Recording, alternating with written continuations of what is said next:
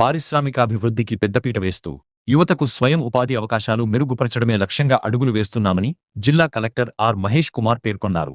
బుధవారం కలెక్టరేట్లో నిర్వహించిన 19వ జిల్లా పరిశ్రమల ప్రోత్సాహక మండలి సమావేశం కమిటీ సభ్యులతో జిల్లా కలెక్టర్ అధ్యక్షతన నిర్వహించి సమావేశంలో ఆయన పలు కీలక నిర్ణయాలు తీసుకున్నారు.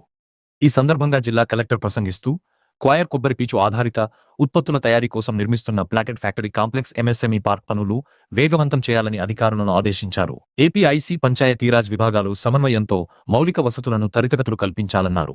కొబ్బరి పీచు ద్వారా క్వైర్ బోర్డు సహకారంతో జిల్లాలో అంతర్జాతీయ స్థాయి ఉత్పత్తుల తయారీ సాధ్యసాధ్యాలపై అధ్యయనం చేయాలన్నారు. క్వైర్ జియో టెక్స్టైల్స్ మ్యాట్లు, ఫైబర్ ఫిట్స్, రబ్బరైజ్డ్ క్వైర్ మెట్రెస్సులు, కుండీలు మరియు అలంకరణ వస్తువులు తయారీ విధానాలను ప్రోత్సహించాలన్నారు.